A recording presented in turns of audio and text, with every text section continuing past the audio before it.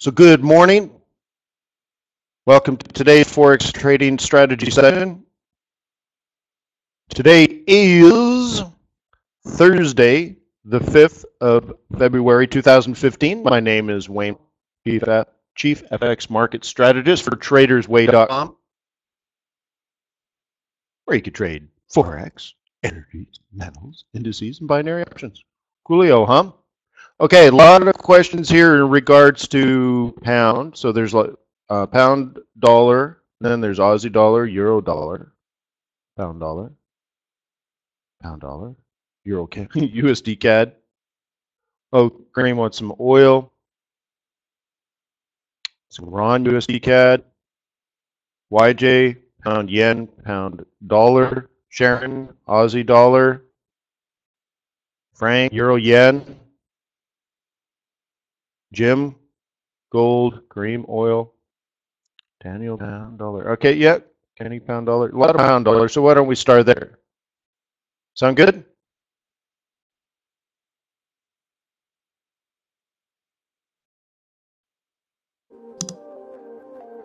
Awesome. If you guys are enjoying these strategy sessions every day, you want to see them. If you want to see them continue, please flip over your demo account, open up a live account, put real money into it. Choose a broker that's investing in you up front. That's Trader's Way. Make it happen, Bubba.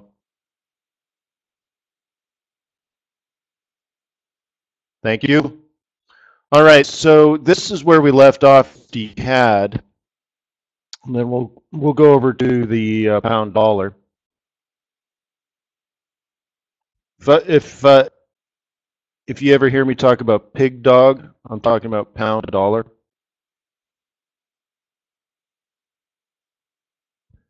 Okay, what do you see here? This is a USD CAD where we left off. Remember yesterday, monthly central pivot point?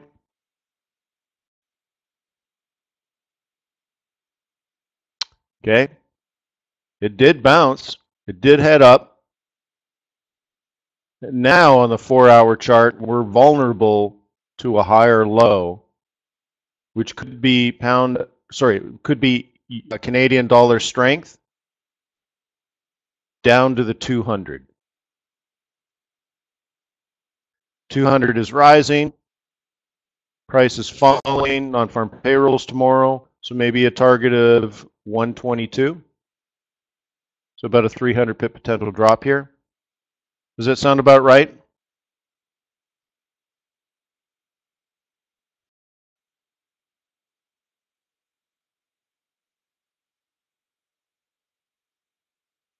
What do you think, Callahan?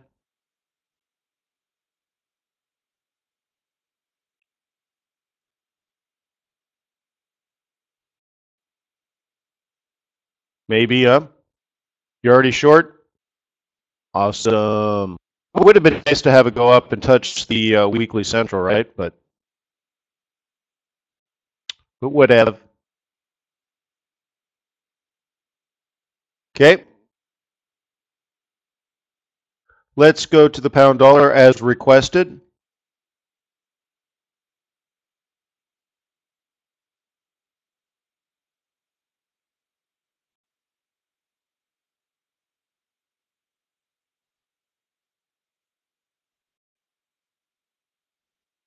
Let it load. Come on, Bubba.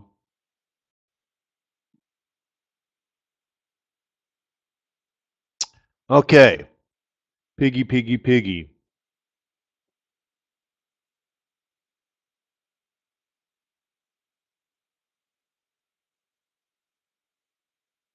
Are you going to play it as a breakout?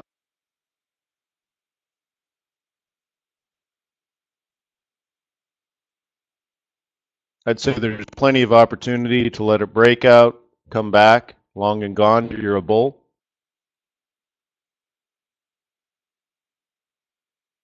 Okay, we still have a little bit of resistance right here.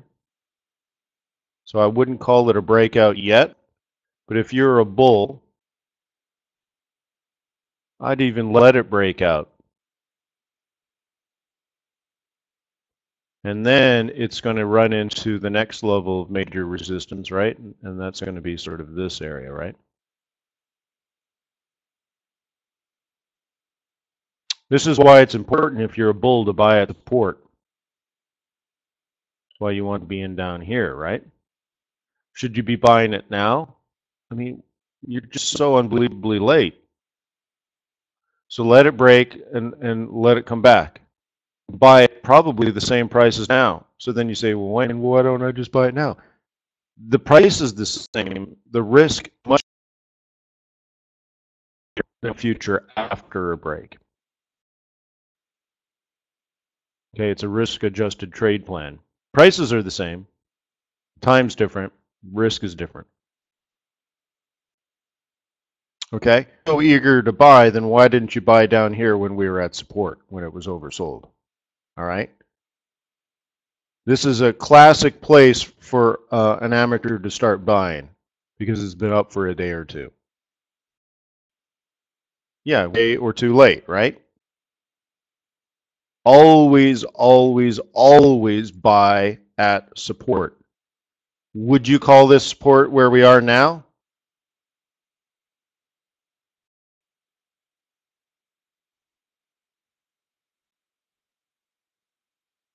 Yeah, looks much more like resistance. So if you're a bear, get ready to sell.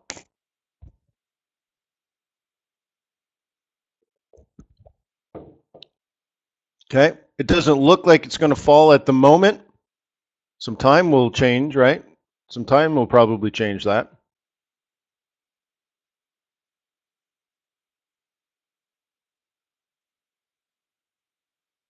Okay, so here we are on the hourly chart now, and we know way to the left there's resistance. If you go to the 15-minute chart, you're going to play it like a double top. Whoop. Okay, waiting for a 5A cross down, or you know, the way it'll do it, let's say it comes down, look at the moving averages. It's riding the 21, so it's still aggressive. So we got a 5. Then we got to get through the 21. Right? And then it probably has to do a retracement on the hourly chart. And then it needs to do the cycle down to the 200, which would put us back into this old support down in here.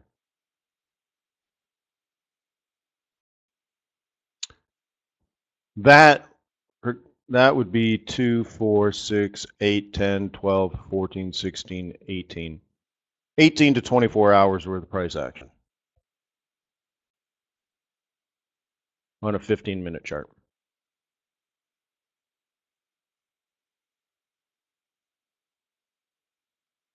Okay, that's if you're a bear.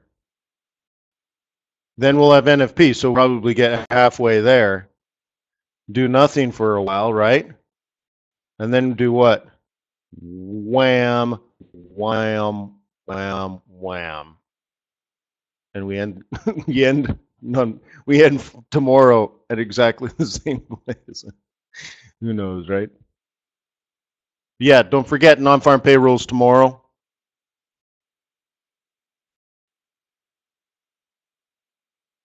Has anyone traded non-farm payrolls with me before?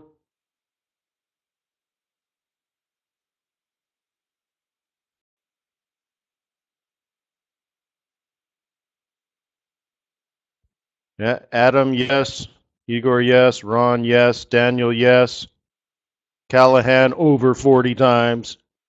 Alan, yes. Pieter, yes. Just one, say Pieter. Rob, yes.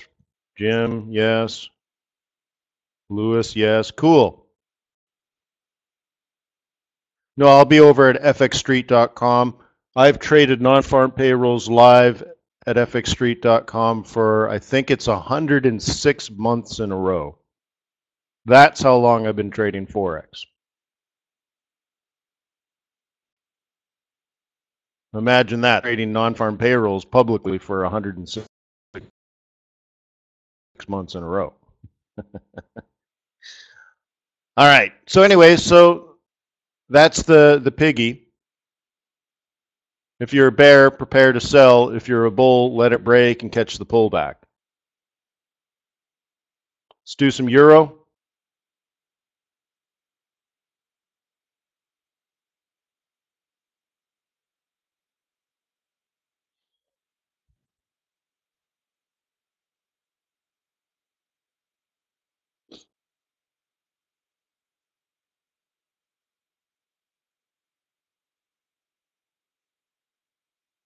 Okay.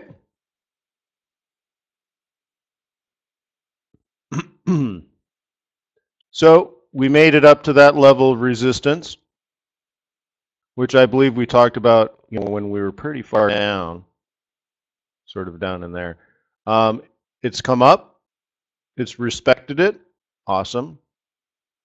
Came down, retested support, respected it. Awesome. And now you should be ranging until it breaks. Do you use Fibonacci when range trading?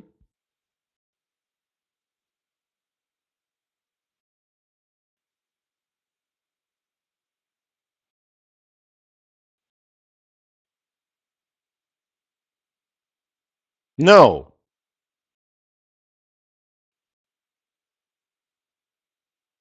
Measures extensions and retracements, but it's not extending. We're range making a higher high. So the key tool to use in a range-bound market are oscillators. Now, I have a hard and fast rule for this. What if you get an oscillator move like, let's say like this, but price is in the middle? It's 9.9% overbought and going to fall, but price is actually in the middle of the range. You ignore it. So step one is you have to be at hardcore support, not wimpy support. If you have to kind of justify your support and resistance, you're wrong. Okay? It has to be hardcore support and resistance. Okay? That is a great one, for example. Okay? Does this mean go long?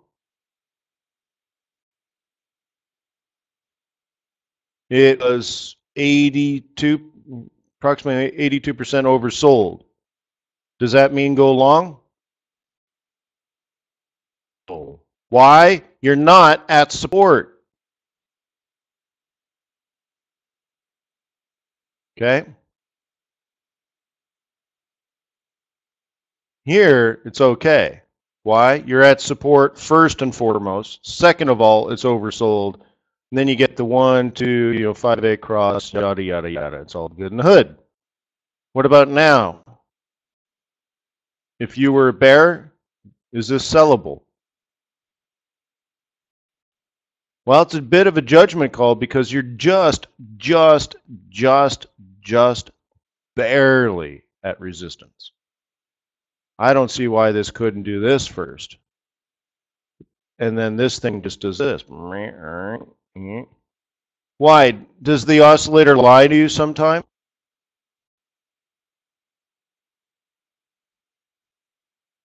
No, it's a mathematical algorithm. It can't lie to you. Right? So what's going on? Well, you're not selling at resistance. That's your problem. Not the oscillator, not the MACD. Okay? Mediocre entry to begin with. So the algorithm here, the stochastic oscillator, is just measuring price's ability to make higher highs, in this case, because it's up, up here.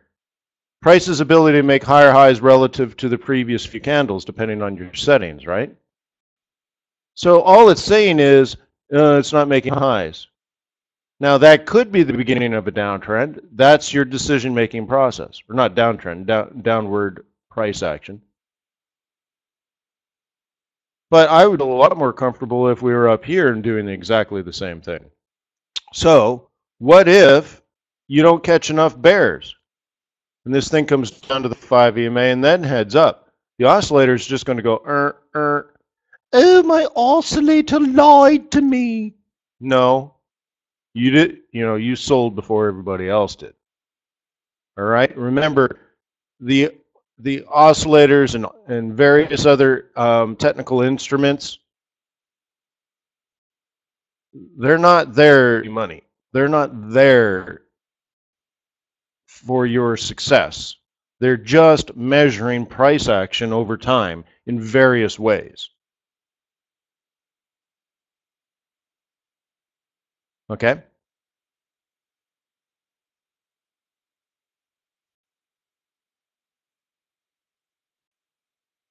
Supposed to sell at resistance and buy at support. Okay? Now, after a breakout,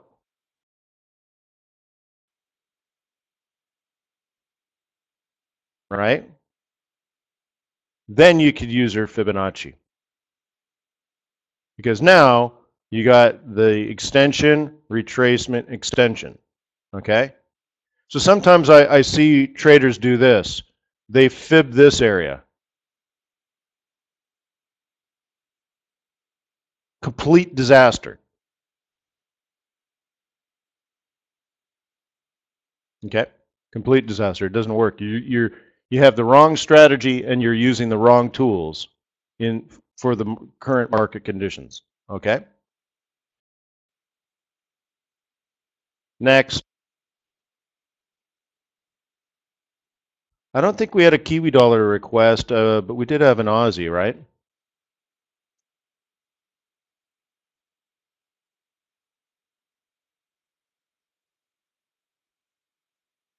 Remember the discussion about, selling at 76? I'm like, why didn't you sell it at 83, right?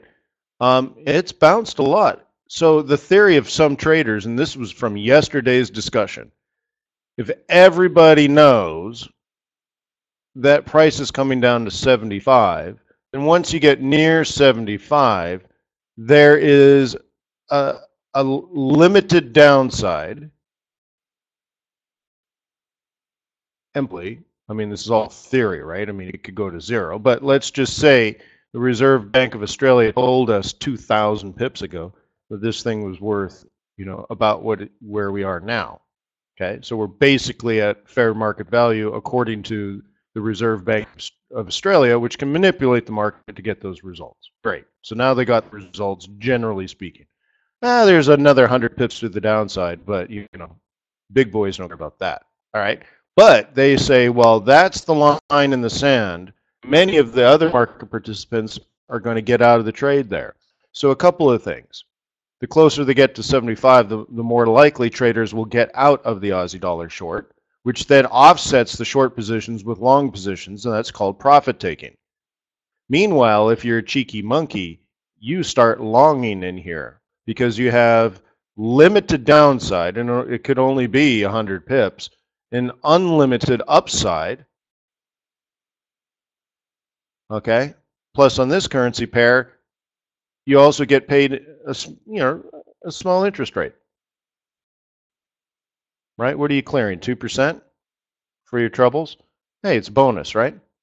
So that's what we talked about yesterday, and it's kind of funny like a clown. It's kind of maybe doing that. So here we are at 76, right here, but the actual target is 75. And now we're at 78. And it made it actually 78.50.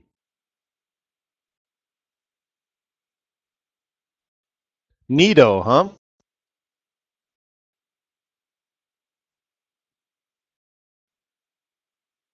So be careful. Right? Shorting at 83 or 82 or 81 or a break of 80 retraced to 80, which was just last week. We're shorting at 79 or 78 or 7. Now that we're all the way down to 76, getting ready to tickle 75, a little too late. Now there are market participants that are probably trading in the opposite direction. They're counter trend trading, they're stop hunting, they're doing all kinds of things. But that's their job too, right?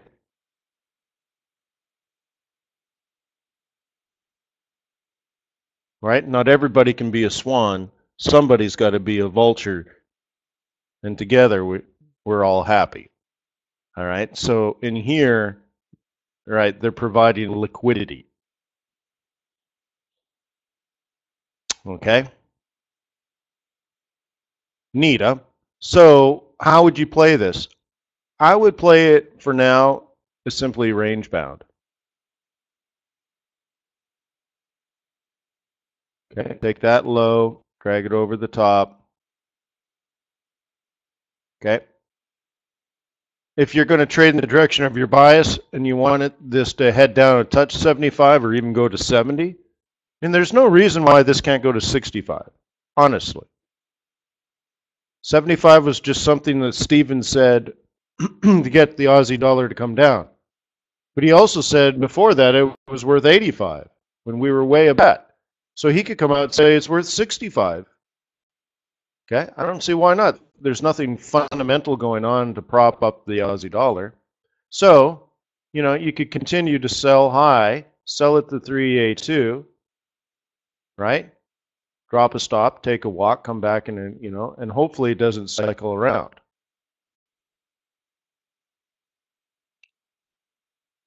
But at least you're selling high at resistance. Okay? Next.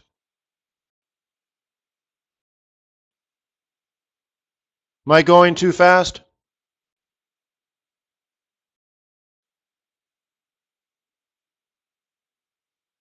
Am I going too slow?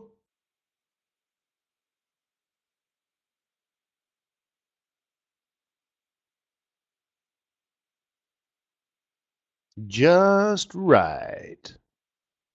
Awesome. Muchas gracias.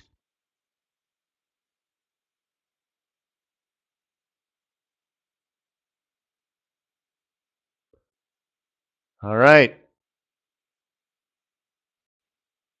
What do you want to do with this one? I want to rock. All right.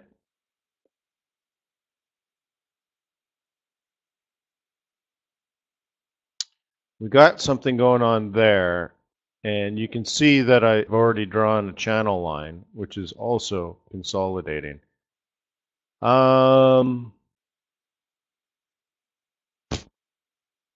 Wait. Okay. It does this often, guys. This is typical USD Japanese yen trading. Absolutely, totally typical. And if you were with me last summer, I talked about it every single day when nothing was happening, to build positions, to not shoot at rabbits, to focus on the long term, to focus on the fundamentals. And I actually asked people to consider not even taking profit in the month of August. Just consider it a wash. And that all you're going to do is long the USD yen, move your stop to break even, and leave it. And do it again, and leave it, and do it again, and leave it. And not pick up 25 or 30 pips here and there. Just for the month of August. And I said if the fundamentals come back, then the third week of August, the market will come back, the fundamentals will take over, and this will go all the way up until the second or third week of January, and then it's going to come right back down, and then we'll consolidate. Can anybody confirm that is the God's honest truth? That we did that over and over and over again every single day for weeks when nothing was happening?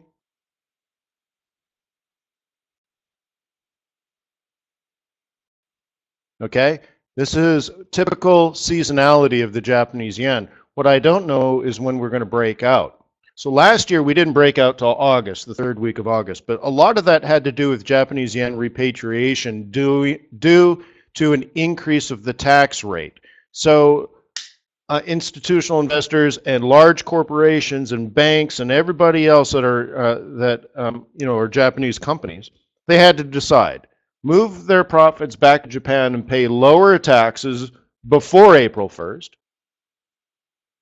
or pay higher taxes later? Well, a lot of people said, you know what, I'd rather pay the lower taxes now. And so the Japanese yen last year got very, very strong due to the hike in tax rates. Makes sense, right? What do you want to pay, right? Remember, the event is April 1st, new fiscal year. Do you want to pay lower taxes before April 1st, or do you want to pay higher taxes after April 1st? What would you do if you were a Japanese business leader? Lower taxes or higher taxes? You choose. Yeah, lower, okay? So they bring a lot of money back home. That brings a lot of Japanese strength.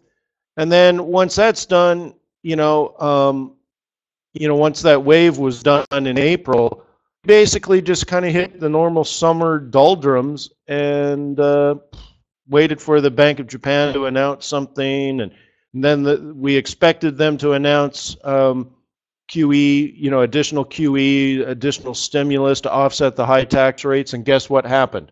They didn't do it. Somehow, the Bank of Japan thought that they could pump money into the economy and then jack up tax at the same time, which is really dumb because it just offsets each other and nothing happens. So of course they were going to sit around to see how the new tax rate would take effect, and guess what? It slowed their economy down. But what we didn't get in the early spring and early summer of last year was additional stimulus from Bank of Japan. Therefore, this moved sideways until August. So be prepared, okay? Be prepared for this to move all the way sideways until the third week of August. Now, with that being said, that's probably not going to be the case this year for two reasons. One, they delayed an additional tax hike. So we're not going to face the full brunt of Japanese fund flows back to Japan because they want to avoid higher taxes. There's demand. You'll have your normal fiscal year-end flows, but not additional flows on top of that simply because of the tax rate. Okay, so that's different. And we're also not sitting around waiting to see if the Bank of Japan is going to do something or not. Okay, so it's sort of a normal game here this year. Should be a little better. So my guess is that we could kind of have slow trading like we've had even more recently. Just in the last 3 weeks has been very slow in this thing.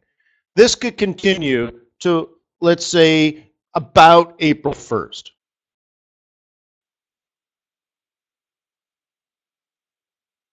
And then maybe we get something out of the Bank of Japan, and whatever.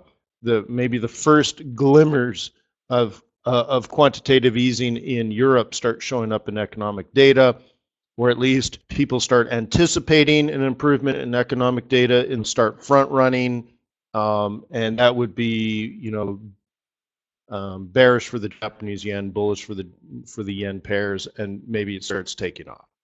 So instead of waiting until basically September, I'm thinking maybe May. We're loving the USD Japanese yen, and we're up there at 125 to 130.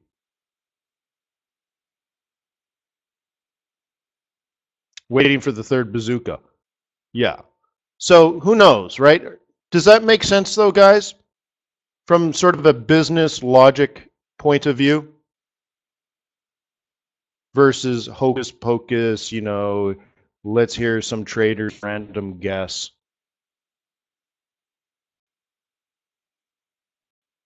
Okay, it's got to make sense if it's going to work. Okay, so that's what I'm thinking, all right? That's what I'm thinking. So the fact that we're consolidating here and things are a little slow in the USD yen, not a shocker to me. Also going into non-farm payrolls week, and I talked about this already, so I'll try to keep it short. As we know, every Monday, because we review the Commitment of Traders report, we know that the market is heavily net short the USD, the Euro USD. Heavily short. Okay? The event risk of the month is tomorrow, non-farm payrolls, which makes the beginning of this week a fantastic place or a fantastic time for long-term, risk-averse, conservative institutional investors to take some risk off the table and wait for non-farm payrolls to come out and then re-enter the trend. So I look weak yen, weak dollar, maybe by Wednesday after non-farm payrolls, it's game on to the upside again. Okay? No. But it's part of my thought process.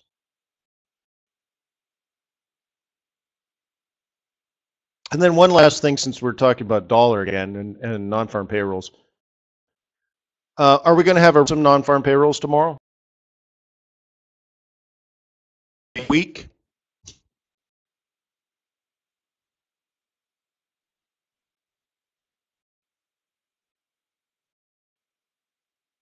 What do you expect?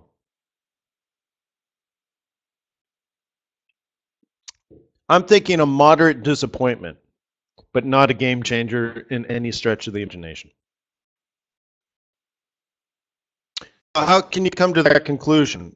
What kind of model do you guys use for your expectations of these events? Well, in this case, we're talking about non-farm payrolls. It measures household employment as well as establishment employment through various means and mathematical engineering.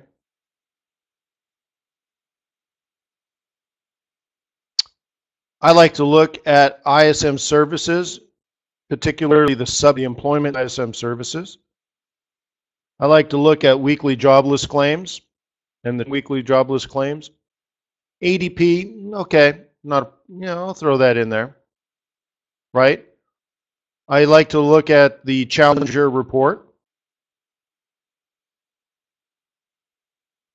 And that gives me a pretty good ballpark. Excuse me. That gives me a pretty good ballpark of what's going on.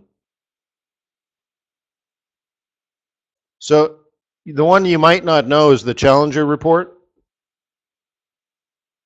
And that has to do with mass layoffs. So if a company lays off 2 people, it doesn't show up in the Challenger report.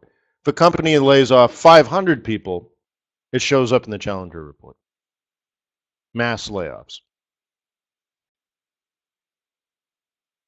Yeah, I have family. Okay, Pieter talks about the oil fields and assuming that based on layoffs. I have family that have been in the oil business for like 50 years. They're the big dogs. One of my uncles just retired, after working forever. And then my other uncle had worked his way up to be vice president of one of the largest oil companies in Canada.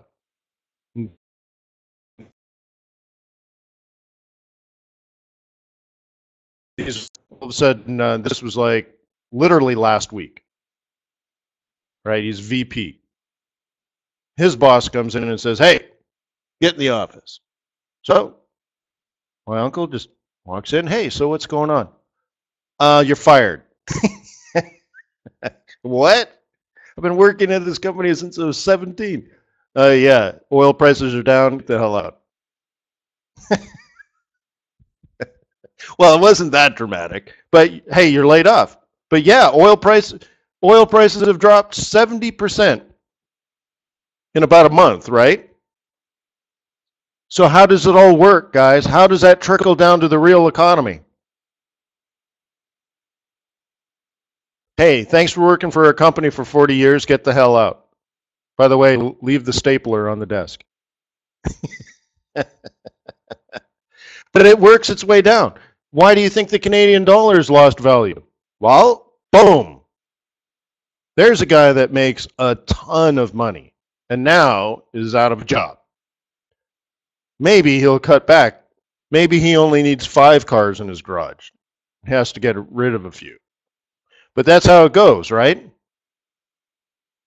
I don't know how much money he has saved. Maybe he'll have to downgrade from a 12,000 square foot house to a 10,000, you know. He and his wife will figure it out. But, like, that is real, guys. That's the real economy.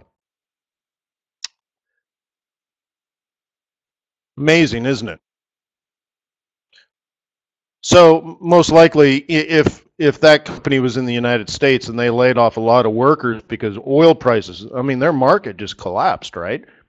Then that would show up in the Challenger report. Eventually, that's going to show up in all kinds of employment reports, right? It's going to show up in the household survey. It's going to show up in the establishment survey. Those are both part of non-farm payrolls.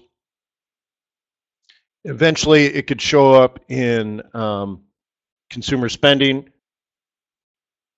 For my uncle's case, right? Also, consumer spending and retail sales, they're tracked in dollars for some reason. Okay, so if oil prices are down, or let's say gasoline prices have dropped dramatically, 40% or something, right? And therefore, there's a 10% increase in the amount of fuel people are buying. Suddenly, people want to go on trips, and like gas is cheap, so let's fill the car and go visit grandma, right? The only problem is retail sales is not produced in sort of units of accounting. They're measured dollars. So it's funny, retail sales could actually fall even though people might be buying more gas. It's a really odd thing. Or say the price of gasoline doubles, retail sales skyrocket. But are retail sales really skyrocketing, or are people forced to pay higher gasoline prices so that they can go to their job, so that they can, So sometimes it's weird. You got to be very careful with the numbers, and that's why I keep challenging you guys to understand the data, to understand the algorithms, to understand what the indicators are telling you, and trust nothing, and understand everything. I hope you appreciate that.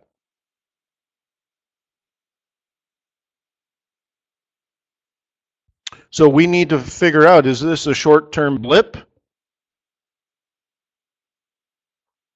Are lots of people getting laid off or getting the golden handshake like my uncle did? Are oil prices likely to stay low for a long time? If so, what's the short and long-term effects of the economy, both in your country, but also globally? Who's going to win and who's going to lose on this one, guys? Japan, for example, imports all of its energy. Do you think they'll benefit from a 70% drop in oil prices? Yeah. The only thing keeping the Russian economy afloat is oil prices. Yeah, that should hurt Russia, right? So who's the big winner? Who's the big loser? Figure that out, invest your money wisely, and perhaps you'll turn a profit. That's called global macroeconomics.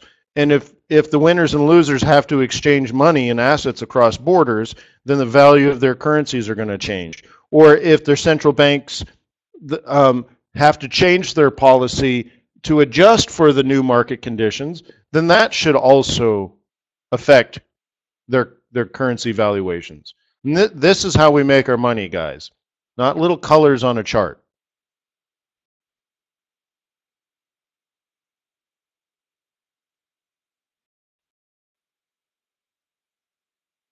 Okay? So this chart had a lot of movement on it and then has consolidated. Is it telling you that this is just normal Japanese yen seasonality as we approach fiscal year end? What does the technical analysis tell you? Where's the support and resistance is, time and price? Okay, so there's more to it than that.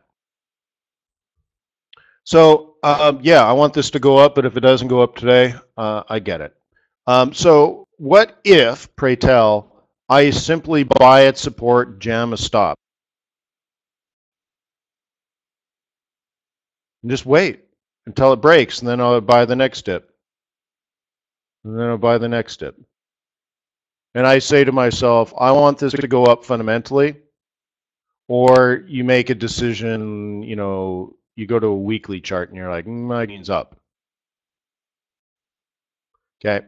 And you decide to be a bull or a bear. You pick a direction, you pick a team, and you drive down the field. And by the way, if you're 2 yards off the goal line, you run it, you don't throw it. Really slow and steady grind your way up here.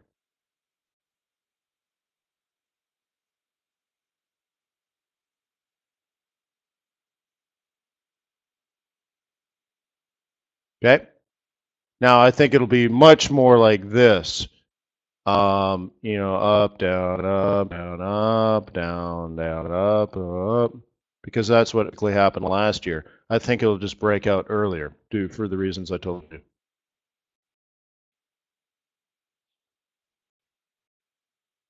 Okay?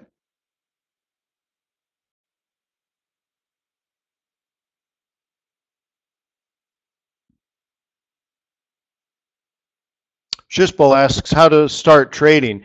You know, if you've never traded before, I would recommend you start with the binary account. The reason I say that is that when people start trading the spot Forex for the very first time with no trading experience, they make the same mistake everyone else makes.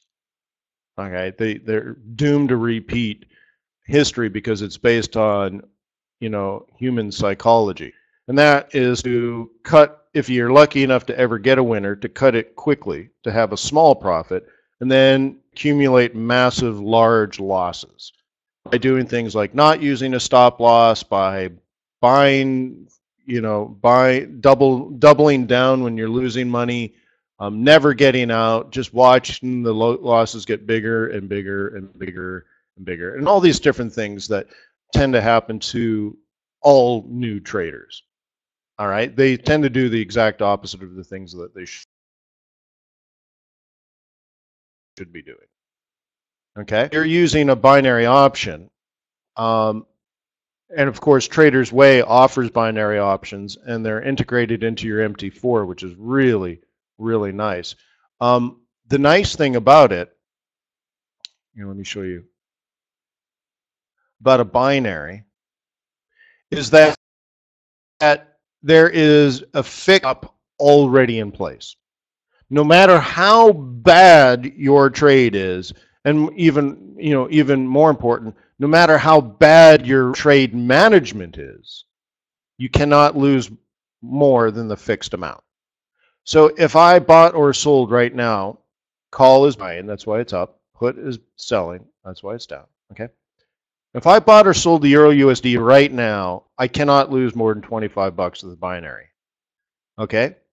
Now, if I traded on the spot Forex and have no risk management techniques at all, so I don't use a stop, I never get out, and it just loses money, I have unlimited downside. Okay? You understand that? Unlimited downside. I could open up a $1,000 account, make one trade, not understand the difference between a mini lot and a standard lot. I could go in, make a bad trade at the wrong time, over leveraged, and then never do anything to get out to protect myself from risk and sit there and watch the account blow up. Now, it sounds stupid and it sounds cliched, but how many people believe that that is not a very uncommon thing to occur?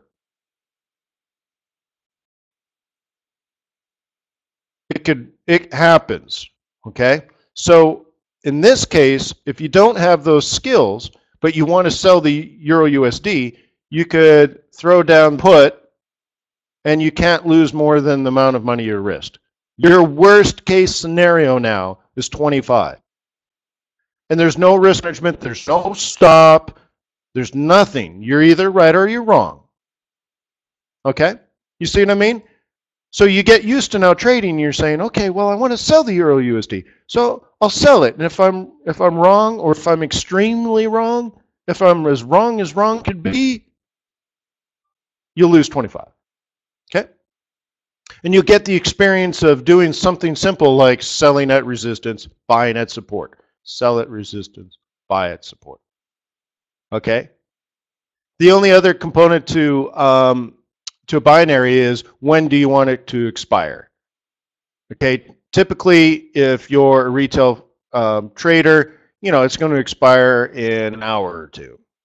Okay, you can take this out longer and do, you know, tomorrow will the Euro USD be lower than it is now, and all that kind of stuff. But generally speaking, I like to have, like, let's say 90 minutes on a binary. 60 to 90 minutes is typical. And the smartest way to use binaries is to hedge your cash position to lower your risk by as much as 40%. But it's also a great place for traders to start with. Again, because traders very often have no clue about fundamentals. Okay, maybe they've read a book or something on technicals, so you can still make your technical decisions on your MT4 charts, right? You could say, ooh, USDN, ooh, whatever, you want to buy that. Or you say to yourself, there's no way it can go beyond 1750, so I'm going to sell. Whatever. You do your analysis, you make your decision, right? And then you can just go, okay, well, I'm going to throw down a binary. You trade it here. Boop. Right? Can't lose more than 25. If you get it correct, you'll get 45 back in your account. Not so bad. It's not huge. It's not bad, right? And the cool thing is your trade will show up now here. Boop. Okay? Down in there. So you'll be able to manage it not only on the binary platform, but also manage it or see it or watch it on your MT4 account. So for example, if you now change this chart from the USD yen cash to the USD yen binary, see USD JPY BO binary option, now you'll actually be able to see the open position on this chart. You'll actually see the entry line. And there's no stop and no limit, because that's not how it works. So you have defined risk with no need at all to manage your trade. So now it's a great place to start practicing identifying support and resistance on your charts using technical analysis, entering in at a proper place. Okay? Entering in at resistance if you're a bear, or buying at support if you're a bull, and then letting the strategy take its course. And I think if you look back, if you started in, or even just now, even if you've been trading for a couple of years, I think you'll find out that your let's say less than stellar success isn't because your strategy was flawed. Your less than stellar success, even if you've been trading for 2 years, usually comes into trade management. You stop too quickly. Are big ones, aren't they?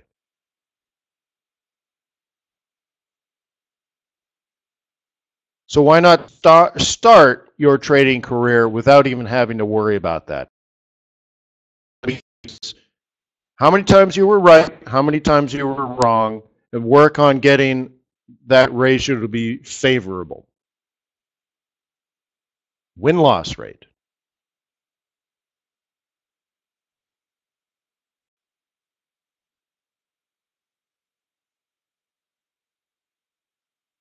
Yeah, Frank, I do mentor from time to time, but it's not a big thing for me. Okay, so let's do a yen, right? I'm sorry, I've taken up so much time again. We cover so much, and there's just not enough time. Do you guys mind if I go one more?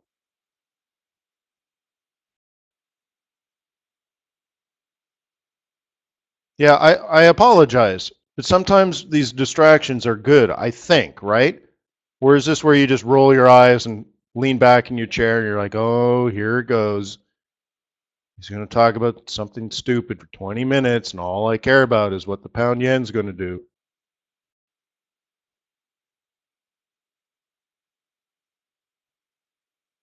Okay. Well, again, I apologize if I do. All right. So that was the plan yesterday, that this would go up, hit the 200, drop, and then head up into here. Okay. Does everybody remember that?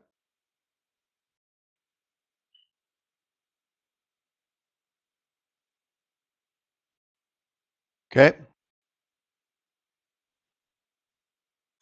Seems pretty okay so far, right?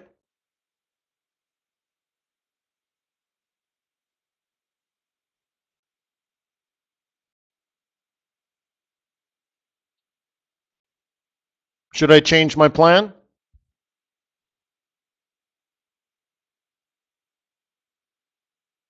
Lewis can stay here all day listening, bro.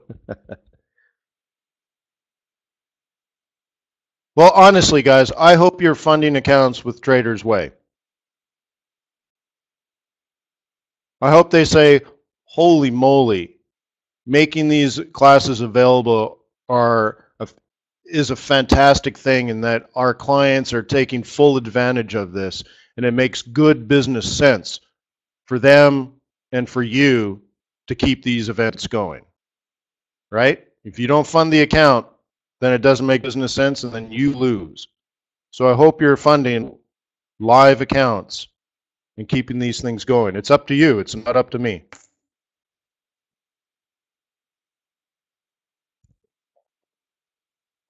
Okay? So anyways,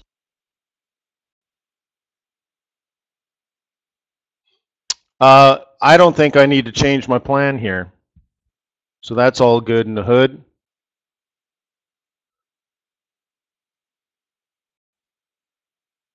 Let's do euro.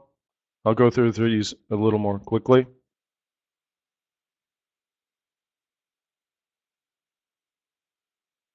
Yeah, there's always news in 3 minutes, right?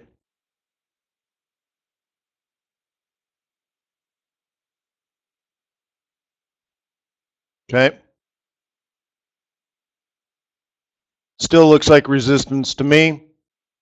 We were at support. You had an opportunity to buy it, right? You don't have to be a rocket surgeon to figure that one out. If you're a bear, you have a modest opportunity to sell, because I think we're closer to resistance than support, correct?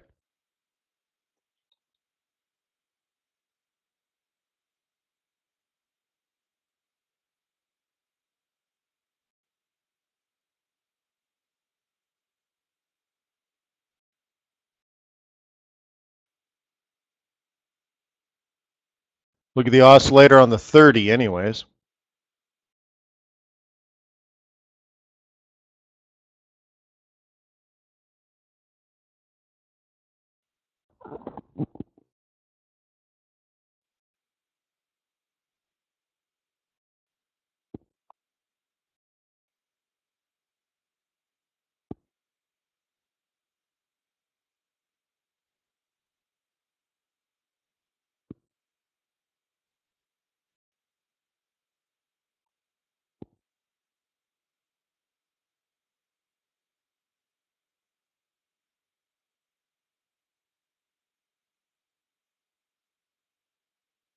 Just over a minute to the data. Weekly initial jobless claims expected 290,000. Continued claims expected 2.4 million. U.S. trade balance for December expected minus $38 billion. Non-farm productivity for Q4 expected 0.1%. Unit labor costs expected 1.2%. And Canada December international merchandise trade expected minus 1.1 billion.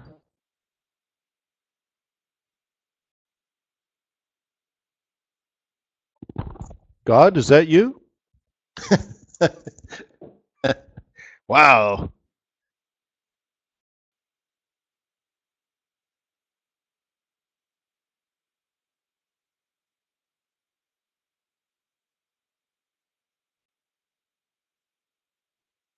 Roger that. So anyways, that's kind of what I'm looking at here. It seems like we're at the top end of the range. Hua?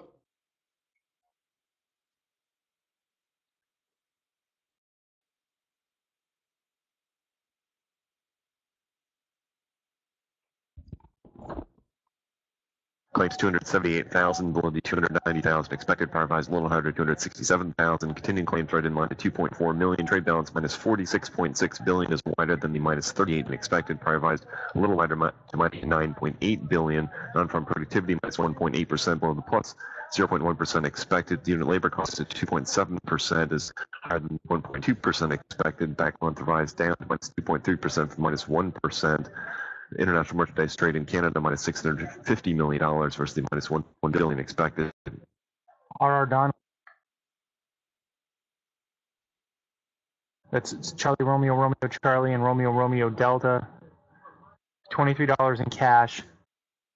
Just note for the trade balance data, the deficit China did shrink on the month to 28.3 billion from 29.9 billion in November.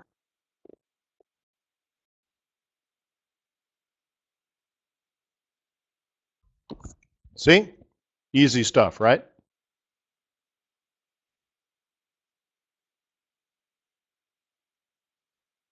That was trade.com. That's an institutional squawk service that I've been using for 8 years, I think. So Aussie's starting to move. If you're looking at Aussie dollar, I think it's an easier entry. The Aussie dollar bounced off of 78.0000000, using it as support. Okay, Euro USD is bouncing off 114.00000. Pig Dog is Oscar Mike. Let's end with Pig Dog.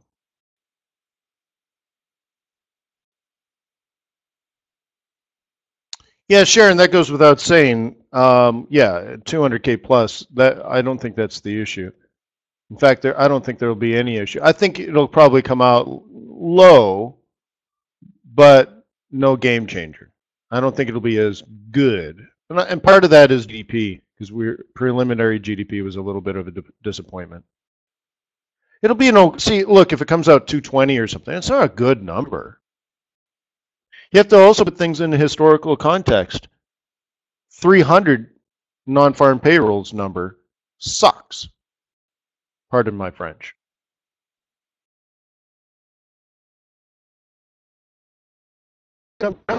Well, no, it's only good relative to what we've been getting the last, 7 years, right? But yeah, we need more. Just when you add in the death birth models and stuff like that, 220, 50, that's treading water. But at least our unemployment rate is stable and falling, and consumer spending is going up, and housing prices are stable, the credit market's functioning, the capital markets are functioning. Things are really good compared to the rest of the world. Did you guys catch the sessions we did earlier in the week where I did some microeconomics? I believe I did it in detail on Monday and then did sort of like a quick follow-up on Tuesday. If you've missed that, it's available on tradersway.com. And that would have been Monday. Let me get a date for you. Monday, the 2nd of February. Okay. All right. Peace on earth. May the pips be with you. May our profits be above average. There's no event here tomorrow, but I will be available at fxstreet.com.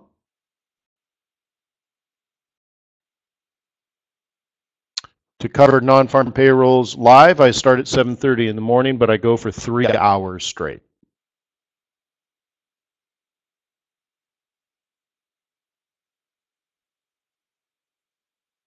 Okay?